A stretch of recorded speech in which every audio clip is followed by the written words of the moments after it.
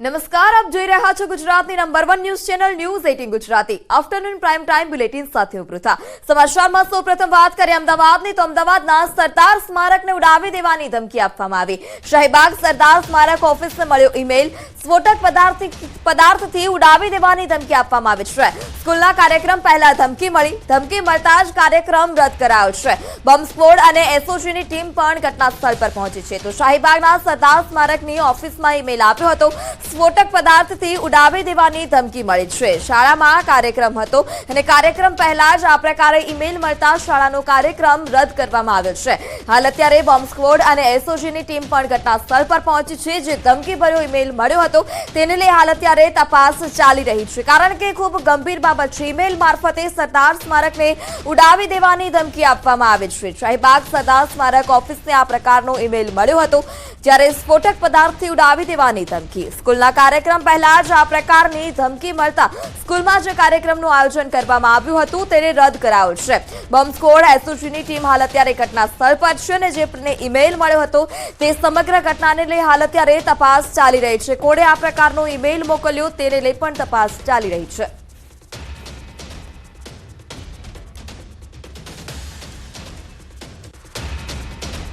અમદાવાદના શાહીબાગ વિસ્તારમાં આવેલ સરદાર પટેલ સ્મૃતિ સ્મારકમાં આજે ઈમેલ દ્વારા એક ધમકી મળી હતી કે અહીંયા આગળ બોમ્બ મૂકવામાં આવ્યો હોઈ શકે છે અને તેને જ પગલે સ્થાનિક તંત્ર દ્વારા પોલીસને જાણ કરવામાં આવી।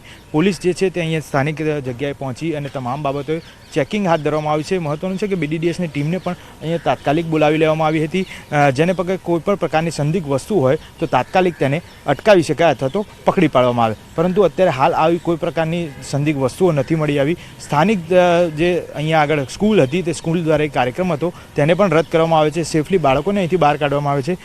પોલીસ અધિકારી છે આપણી સાથે, યાદવ સાહેબ, તેમની સાથે વાત કરી। સર, કેવા પ્રકારની કાર્યવાહી પ્રાથમિક તબક્કે કરવામાં આવી છે જ્યારે આ ઈમેલ મળ્યો હતો? મેલ મળ્યા બાદ આપણે તાત્કાલિક જે છે પહેલાં તો સ્થાનિક પોલીસ અને અમે બધા તાત્કાલિક જગ્યાએ આવી ગયા અને સાથોસાથ કંટ્રોલ મારફતે અમે બીડીડીએસની ટીમોને પણ અહીંયા બોલાવી લીધેલ છે। અને અત્યારે અમે જ્યારે અહીંયા પહોંચ્યા ત્યારે અહીંયા હોલની અંદર એક નાના બાળકોનું કાર્યક્રમ ચાલતો હતો, એટલે પહેલાં અમે સામેનું આ ગ્રાઉન્ડ બીડીડીએસ મારફતે સેનિટાઈઝ કરાવી એ તમામ બાળકોને સેફલી ગ્રાઉન્ડમાં લાવે અને પછી 1 બાય 1 એ લોકોને સેફલી અમે રવાના કરીએ અને આખું કેમ્પસ જે છે એમાં જે બી પબ્લિક જે હાજર હતી એ તમામને અમે વેકેન્ટ કરાવી અને અત્યારે અમારી 3 ટીમો બીડીડીએસની આમાં લાગેલી છે, જે આખું ઇંચ ટુ ઇંચ તમામ જગ્યાઓ સેનિટાઈઝ કરી રહી છે। સર, સાંજના પણ એક કાર્યક્રમ અહીં હતો તેવી માહિતી છે, તેને પગલે કેવા પ્રકારની કાર્યવાહી હવે આગળની પોલીસની રહેશે? હવે અત્યારે જ્યાં સુધી અમને બીડીડીએસની ટીમો એક આખું કેમ્પસને સેનિટાઈઝ કરી લે છે ત્યારબાદ જ અમે જે છે આગળના કાર્યક્રમો એમને કહી શકીશું, એ પહેલાં અમારાથી કશું કહેવાય નહીં। સર, કેવા પ્રકારનો મેલ જે છે ઈમેલ દ્વારા મળ્યો હતો તેમાં શું કેવા પ્રકારનો ઉલ્લેખ છે? આગળ હવે પોલીસને કેવી મદદ લઈ અને આ કાર્યવાહી કરવામાં આવશે? ના, મેલમાં જે મેલ છે ઓલરેડી અમે સાયબર ક્રાઇમ પોલીસ આ બાબતે તપાસ કરી રહી છે, અમારા સિટીની એ આ બાબતે તપાસ કરી રહી છે। અને બીજું કે મેલની અંદર સરદાર સાહેબના જેટલા બી જે છે સ્મારકો છે જ્યાં બી અન્ય સ્ટેટોમાં તમામને આ જાતના જે છે આખા ધમકીભર્યા મેલ ગયેલા છે, એમાં આપણું બી આ જે છે સરદાર સ્મારકનો ઉલ્લેખ છે। એના પગલે જે તકેદારી રૂપે આપણે આ કાર્યવાહી હાથ ધરવામાં આવેલી છે। બિલકુલ, તો યાદવ સાહેબનું કહેવું છે કે જે રીતે માત્ર અમદાવાદ નહીં પરંતુ તમામ જગ્યાએ આ પ્રકારના ધમકીભર્યા મેલ મળ્યા હોઈ શકે છે અને તેને જ પગલે પોલીસ કેટલી એક્ટિવ છે તે જ જોવા માટે અત્યારે હાલ કામગીરી ચાલી રહી છે, પરંતુ કોઈપણ પ્રકારની સંદિગ્ધ વસ્તુઓ જે છે તે નથી મળી રહી, પરંતુ ક્લિયરન્સ મળતાની સાથે જ અહીંયા જે કાર્યક્રમ જે છે તેને આયોજન કરવું કેમ તેનું ક્લિયરન્સ બીડીડીએસ દ્વારા આપવામાં આવશે। કેમેરા પર્સન નીરજ સોસા સાથે મૌલિક દામેચા, ન્યૂઝ 18 ગુજરાતી, અમદાવાદ। તો જે સરદાર સ્મારક હતું તેને ઉડાવી દેવાની ધમકી ઈમેલ મારફતે મળી છે। હાલ અત્યારે ઘટના સ્થળ પર તપાસ પણ ચાલી રહી છે। વધુ માહિતી સાથે સંવાદદાતા મૌલિક પણ આપણી સાથે છે। મૌલિક પાસેથી વધુ માહિતી લઈશું। જે મૌલિક, હાલ અત્યારે આપ ઘટના સ્થળ પર છો, કેવા પ્રકારની કાર્યવાહી જોવા મળી રહી છે ત્યાં?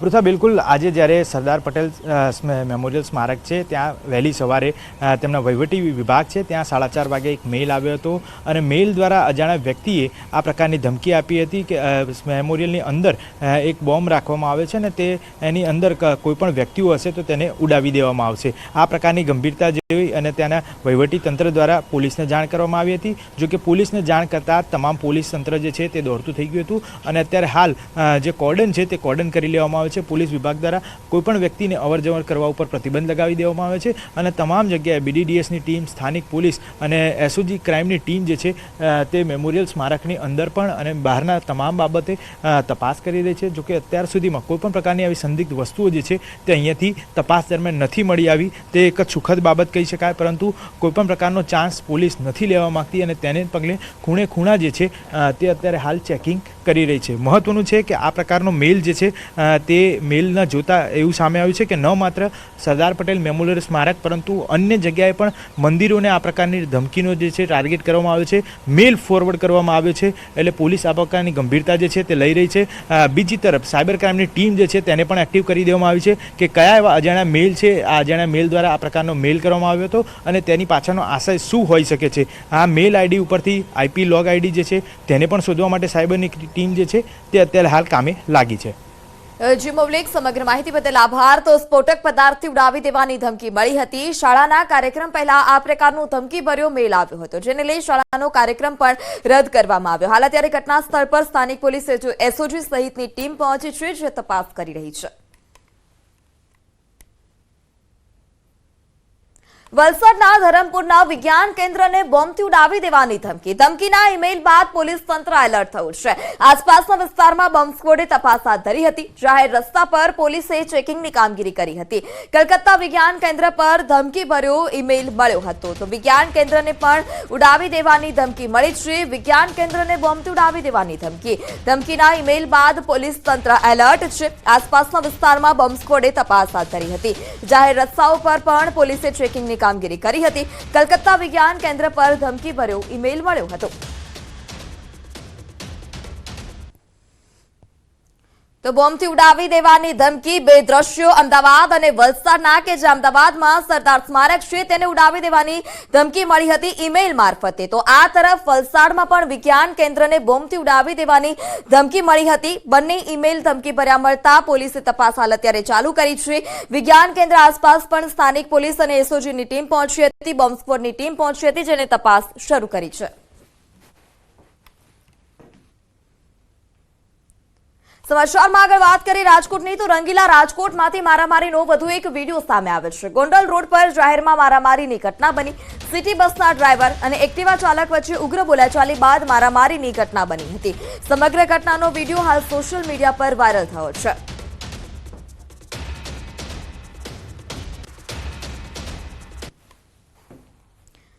સિટી બસ ચાલક અને એક્ટિવા ચાલક વચ્ચે મારામારીના આ દ્રશ્યો સામે આવ્યા છે. સમગ્ર ઘટનાનો વિડીયો ત્યાં જે સ્થાનિકો હતા તેના દ્વારા ઉતારવામાં આવ્યો અને હાલ સોશિયલ મીડિયા પર આ સમગ્ર ઘટનાનો વિડીયો વાયરલ થયો છે. બંને એકબીજાના છૂટા હાથની મારામારી કરી રહ્યા છે. તો રાજકોટમાંથી વધુ એક સરા જાહેર મારામારીનો વિડીયો સામે આવ્યો છે. ગોંડલ રોડ પરની આ ઘટના કે જ્યાં એક્ટિવા ચાલક અને બસ ડ્રાઈવર જે હતા તેના વચ્ચે મારામારી થઈ હતી. સુરતના માંડવીમાં 6 લોકોને કરંટ લાગ્યો. વીજ પોલ ઉભા કરવાની કામગીરી દરમિયાન કરંટ લાગ્યો હતો. HT લાઇન સાથે અડી જતા 6 લોકોને કરંટ લાગ્યો. તમામ કર્મચારીઓને હોસ્પિટલ ખસેડવામાં આવ્યા છે. તો માંડવીમાં 6 જેટલા લોકોને કરંટ લાગ્યો છે. કરંટ લાગતા જ તમામ જે 6 જેટલા લોકો હતા તેઓને હોસ્પિટલ ખસેડાયા છે.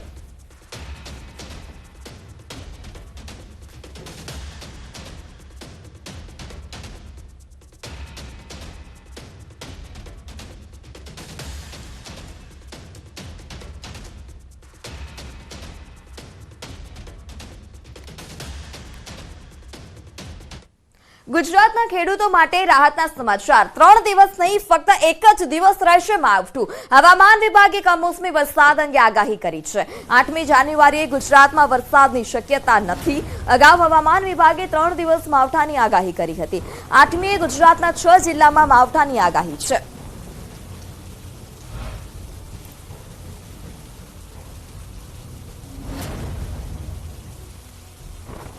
आठ तारीख को जो है गुजरात के कुछ डिस्ट्रिक्ट्स में जो है बारिश के अनुमान है, जिसमें मुख्य तौर पे सौराष्ट्र में सुरेंद्र नगर, बोटाड, नॉर्थ गुजरात में बनासकांठा, साबरकांठा और साउथ गुजरात में नवसारी, वलसाड़ी, दमन, दादरा नगर हवेली डिस्ट्रिक्ट शामिल है, जहाँ हल्की फुल्की बारिश की संभावना बन रही है 8 तारीख को डे 4 में. डे 4 8 तारीख को जो है गुजरात के कुछ डिस्ट्रिक्ट्स में जो है बारिश के अनुमान है, जिसमें मुख्य तौर पे सौराष्ट्र में सुरेंद्र नगर, बोटाड, नॉर्थ गुजरात में बनासकांठा, साबरकांठा और साउथ गुजरात में नवसारी, वलसाड़ी, दमन, दादरा नगर हवेली डिस्ट्रिक्ट शामिल है, जहाँ हल्की फुल्की बारिश की संभावना बन रही है 8 तारीख को, डे 4 में। डे 4 8 तारीख को जो है गुजरात તો ગુજરાતમાં 24 કલાક ઠંડીનો પ્રકોપ યથાવત રહેશે। 24 કલાક બાદ કાતિલ ઠંડી જોવા મળશે અને કાતિલ ઠંડીમાંથી આંશિક રાહત 24 કલાક બાદ મળશે। 24 કલાક બાદ પારો 2 થી 3 ડિગ્રી ઊંચકાઈ શકે છે। હાલ ઉત્તર પૂર્વના પવનો ફૂંકાઈ રહ્યા છે। જાન્યુઆરીમાં તાપમાન સામાન્યથી ઊંચું રહી શકે। तापमान की तो तापमान जो है अगले 24 घंटों में नो लार्ज चेंज में बना रहेगा। उसके बाद तापमान में जो है 2 से 3 डिग्री की बढ़ोतरी देखी जा सकती है। तो साथ ही अगर हम बात करें पिछले 24 घंटे में दर्ज किए गए तापमान की, तो अहमदाबाद में जो है 13.8 डिग्री सेल्सियस तापमान दर्ज किया गया है। साथ ही गांधीनगर में 12 डिग्री सेल्सियस तापमान दर्ज किया गया है और न्यूनतम तापमान जो है नलिया में 9.0 डिग्री सेल्सियस दर्ज किया गया है। તો સમાચારમાં હાલ સમય થયો છે વિરામનો। આપ જોડાયેલા રહો ન્યૂઝ 18 ગુજરાતી સાથે।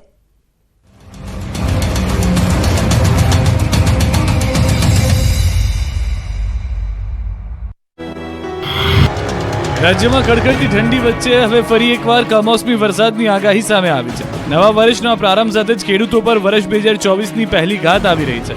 4 દિવસ બાદ ગુજરાતમાં કમોસમી વરસાદ ખાબકવાનો છે। રાજ્યભરમાં 3 દિવસ માવઠું ધોઈ નાખશે। હવામાન વિભાગે ગુજરાતના અનેક વિસ્તારોમાં કમોસમી વરસાદની આગાહી કરી છે। હવામાન વિભાગ દ્વારા આગામી 5 થી 7 દિવસને લઈ આગાહી કરાઈ છે, જેમાં 4 દિવસ બાદ 3 દિવસ વરસાદની આગાહી કરાઈ છે। અરબ સાગરમાં આવેલા ટ્રફને કારણે રાજ્યમાં વરસાદની આગાહી કરાઈ છે। હવામાન વિભાગના વૈજ્ઞાનિક અભિમન્યુ ચૌહાણે રાજ્યમાં 8, 9, 10 જાન્યુઆરીએ વરસાદની આગાહી કરી છે। સૌરાષ્ટ્રના મોટાભાગના વિસ્તારમાં, ઉત્તર ગુજરાતમાં અને દક્ષિણ ગુજરાતમાં કમોસમી વરસાદ પડી શકે છે। ત્યારે કઈ તારીખે ક્યાં વરસાદ પડશે તેના પર નજર કરીએ તો 8 તારીખે ક્યાં પડશે વરસાદ? 8મી જાન્યુઆરીએ સૌરાષ્ટ્રના કેટલાક જિલ્લાઓમાં વરસાદ પડશે। જૂનાગઢ, ગીર સોમનાથમાં પડી શકે વરસાદ। દક્ષિણ ગુજરાતના નવસારી, ડાંગ, વલસાડ, દમણ અને દાદરા નગર હવેલીમાં માવઠું ત્રાટકશે। 9મીએ ક્યાં પડશે વરસાદ? તો 9મી જાન્યુઆરીએ સૌરાષ્ટ્રમાં રાજકોટ, જૂનાગઢ, અમરેલીમાં પડી શકે છે વરસાદ। તો ઉત્તર ગુજરાતમાં બનાસકાંઠા, સાબરકાંઠા, અરવલ્લી અને મહેસાણામાં પડી શકે છે વરસાદ। આ બાજુ મહીસાગર, દાહોદમાં પણ પડી શકે છે માવઠું। 10મીએ ક્યાં પડશે વરસાદ? 10મી જાન્યુઆરીએ ઉત્તર ગુજરાતના બનાસકાંઠા અને સાબરકાંઠામાં વરસાદ પડશે તેવી આગાહી હવામાન વિભાગે કરી છે। 4 दिनों के बाद 5वें छठे दिन जो है बारिश की संभावना हो सकती है। રાજ્યમાં સરકારી નોકરી મેળવવા માંગતા યુવાનો માટે ખુશખબરી આવી છે। રાજ્ય સરકાર વર્ષ 2024માં એટલે કે ચાલુ વર્ષે 40,000થી વધુ સરકારી ભરતી કરશે। રાજ્યમાં ભરતી મેળો શરૂ થશે। રાજ્ય સરકારે સરકારી નોકરીનું ભરતી કેલેન્ડર બનાવ્યું છે। 2024થી 2033 સુધી ભરતીનું કેલેન્ડર બનાવ્યું, જે અંતર્ગત 2033 સુધીમાં 2.40 લાખ કર્મચારીઓની ભરતી કરવામાં આવશે। સરકારના વિભાગોમાં 40થી 60% જગ્યાઓ ખાલી પડી છે તે ભરવામાં આવશે। દર વર્ષે 40,000થી વધુ કર્મચારીઓની ભરતી થશે। આપણે જણાવી દઈએ કે રાજ્યમાં પ્રતિ વર્ષ 15,000થી 17,000 કર્મચારીઓ નિવૃત્ત થઈ રહ્યા છે।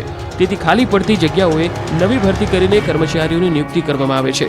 રાજ્ય સરકારે 2014થી ડિસેમ્બર 2023 સુધીના ભરતી કેલેન્ડરમાં 1.56 લાખ કર્મચારીઓની ભરતીનો ટાર્ગેટ રાખ્યો હતો, જેને બદલે 1.67 લાખની ભરતી કરી હતી। આ કેલેન્ડર સરકારના તમામ 28 વિભાગો અને વિવિધ શાખાઓ સાથે પરામર્શ કરીને બનાવવામાં આવ્યું છે। એવું હતું ને, એટલે તારીખ બતાવ્યા વગર કામ કરીશું, ચિંતા કરતા નહીં એ બાબતમાં એમ કહું છું તમને। એટલે બધું જ થશે, તમે ચિંતા કર્યા વગર નોકરી કરો। ગુજરાતના શિક્ષણ મંત્રી કુબેર ડિંડોરના નિવેદનના કારણે ફરી એકવાર રાજ્યમાં જૂની પેન્શન યોજના લાગુ થવાની ચર્ચાએ જોર પકડ્યું છે। ગુજરાતના લાખો સરકારી કર્મચારીઓ માટે મોટી ખબર આવી છે। જૂની પેન્શન યોજનાને લઈ ફરી એકવાર રાજ્યના શિક્ષણ મંત્રીએ નિવેદન આપ્યું છે। વાત જાણે એમ છે કે સાબરકાંઠામાં શિક્ષણ મંત્રી કુબેર ડિંડોરે કહ્યું કે જૂની પેન્શન વ્યવસ્થા આગામી સમયમાં લાગુ થશે। આ સાથે તેમણે કહ્યું કે ભાજપ સરકાર જ ફરી જૂની પ્રણાલીને જાગૃત કરશે। સાબરકાંઠા જિલ્લામાં એક કાર્યક્રમમાં શિક્ષણ મંત્રી કુબેર ડિંડોર ઉપસ્થિત રહ્યા। આ દરમિયાન તેમણે કહ્યું કે ભાજપ સરકાર જ રામ મંદિરની જેમ જૂની પેન્શન વ્યવસ્થા લાગુ કરશે। મહત્વનું છે કે શિક્ષણ મંત્રીના નિવેદન એવા સમયે આવ્યું છે કે જ્યારે શિક્ષણ જગત સહિત સરકારી કર્મચારીઓ જૂની પેન્શન યોજના ફરી લાગુ કરવાની માંગ કરી રહ્યા છે। મહત્વનું છે કે જૂની પેન્શન વ્યવસ્થા લાગુ કરવા આંદોલનો થઈ રહ્યા છે. આ બધાની વચ્ચે શિક્ષણ મંત્રી આપેલ નિવેદનને લઈને કર્મચારીઓમાં એક આશા જાગી છે. આ સાથે જ શિક્ષણ મંત્રીએ શિક્ષકોને અપીલ કરી છે કે શિક્ષકો આંદોલનનું નેતૃત્વ ન લે. આ મામલે ગહન ચિંતન થશે અને નિર્ણય લેવામાં આવશે. તમે ચિંતા ન કરતા. સાપુતારા પાસે મોતની માફક દોડતી ટ્રક 4 કાર ચાલકો માટે કાળ બની ગઈ હતી. સાપુતારા હાઈવે પર માતેલા સાંજની માફક દોડતા લાકડા ભરેલા ટ્રક કાર ચાલકને ટક્કર મારી હતી. ટ્રકની સ્પીડ એટલી હતી કે ટક્કર લાગ્યા બાદ ટ્રક પલટી ગઈ.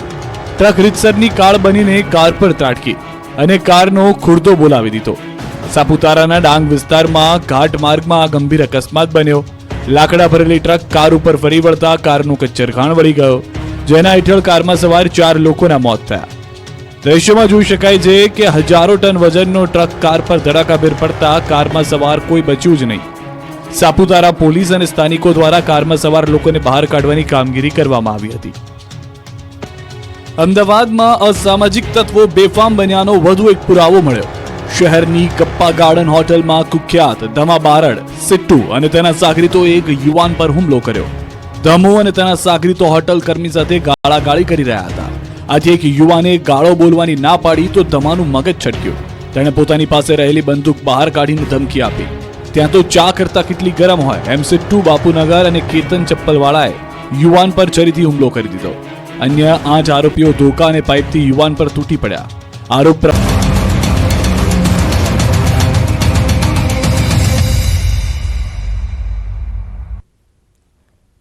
Welcome back. 2003માં ગુજરાતમાં હાલના પ્રધાનમંત્રી અને તત્કાલીન મુખ્યમંત્રી નરેન્દ્ર મોદીએ વાઇબ્રન્ટ સમિટની શરૂઆત કરી હતી. વાઇબ્રન્ટ ગ્લોબલ સમિટની 10મી આવૃત્તિ ઘણી મહત્વની છે. તેથી જ મુખ્યમંત્રી ભૂપેન્દ્ર પટેલના નેતૃત્વમાં ગુજરાત સરકારે તેના માટે કમર કસી છે.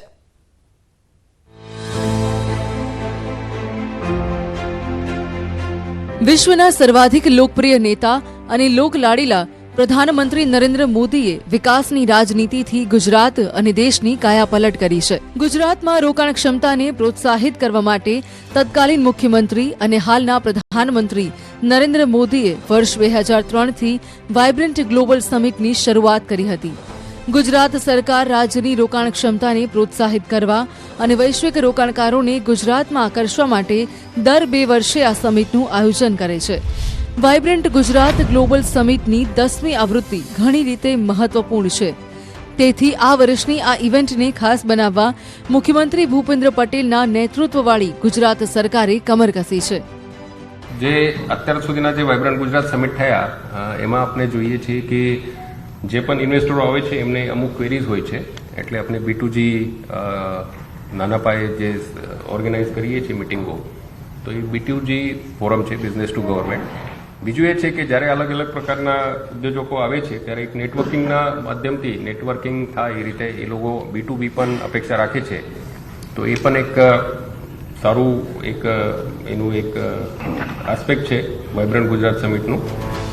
અત્યાર સુધીમાં જેટલા પણ વાઇબ્રન્ટ ગુજરાત ગ્લોબલ સમિટ થયા છે તેના કરતાં આ વર્ષનું વાઇબ્રન્ટ ગુજરાત ગ્લોબલ સમિટ સૌથી મોટું અને વિશેષ છે. ગેટવે ટુ ધ ફ્યુચરની થીમ સાથે યોજનારી વાઇબ્રન્ટ સમિટનું સફળતાપૂર્વક આયોજન માટે ગુજરાત સરકાર પૂર્ણરૂપે તૈયાર છે. વાઇબ્રન્ટ ગુજરાત ગ્લોબલ સમિટની તૈયારીઓ પૂરજોશમાં. 9 થી 12 જાન્યુઆરી દરમિયાન યોજાશે વાઇબ્રન્ટ સમિટ. ગુજરાતમાં આ વાઇબ્રન્ટ સમિટ રોકાણને લગાવી શકે 4 ચાંદ. ગાંધીનગર મહાત્મા મંદિર ખાતે યોજનાર વાઇબ્રન્ટ ગુજરાત ગ્લોબલ ટ્રેડ 2024માં digital India initiative, artificial intelligence, industry 4.0, India stack, smart manufacturing જેવા સર્વિસ સેક્ટર પર ધ્યાન કેન્દ્રિત કરવામાં આવશે અને સ્માર્ટ સિટીઝ જેવા વિવિધ સેવા ક્ષેત્રોમાં નવી ટેકનોલોજીનો ઉપયોગ કેવી રીતે વધારવો તે અંગે इवेंट्स અને સેમિનારનું આયોજન કરવામાં આવ્યું છે. पिछले कुछ महीनों में हमने 9 प्री वाइब्रेंट इवेंट्स और MOU साइनिंग कार्यक्रम भी आयोजित किए हैं. बायोटेक्नोलॉजी के क्षेत्र में 2000 करोड़ रुपए से अधिक से MOU हुए हैं और इससे करीबन 3000 रोजगार के अवसर आएंगे.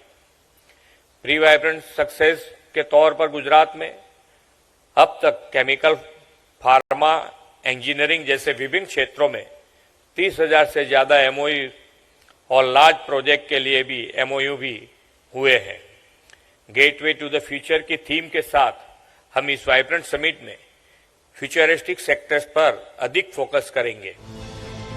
વાઇબ્રન્ટ ગુજરાત ગ્લોબલ સમિટ માટે અમદાવાદ અને ગાંધીનગરમાં તમામ તૈયારીઓ પૂરજોશમાં ચાલી રહી છે. ગુજરાત વાઇબ્રન્ટ સમિટમાં ગુજરાતની વિશેષ સિદ્ધિઓ, રાજ્યના વિવિધ ક્ષેત્રોની શક્તિઓ અને આત્મનિર્ભર ભારત તથા વિકસિત ભારત એટ 2047ના વિઝનને આગળ ધપાવવાની તૈયારીઓ દર્શાવવા માટે વિવિધ સેમિનાર અને કાર્યક્રમોનું પણ આયોજન કરવામાં આવી રહ્યું છે. વાઇબ્રન્ટ સમિટની સફળતાને વર્ણવવા ગુજરાત સીએમના રોડ શો. મુખ્યમંત્રી ભૂપેન્દ્ર પટેલે આ રોડ શોમાં વેપાર ઉદ્યોગ જગતના અગ્રણીઓ, વિવિધ દેશોના કોન્સ્યુલેટ જનરલ્સ સમક્ષ વાઇબ્રન્ટ સમિટની 2 દાયકાની જ્વલંત સફળતાની ગાથા પ્રસ્તુત કરી હતી. મુખ્યમંત્રીએ દેશ વિદેશમાં રોડ શો અને અગ્રણી ઉદ્યોગ સંચાલકો સાથે 1-to-1 બેઠકો યોજીને ગુજરાતની વાઇબ્રન્ટ સમિટની ઉત્તરોત્તર સફળતા અને ગુજરાત તેના પરિણામે વિકાસનું રોલ મોડલ બન્યું હોવાની વિગતો આપી હતી.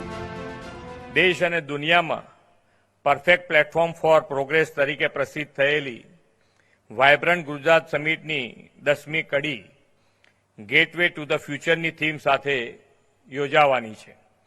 આદરણીય વડાપ્રધાન શ્રી અમૃતકાળમાં વિકસિત ભારત એટ 2047નો સંકલ્પ કર્યો છે.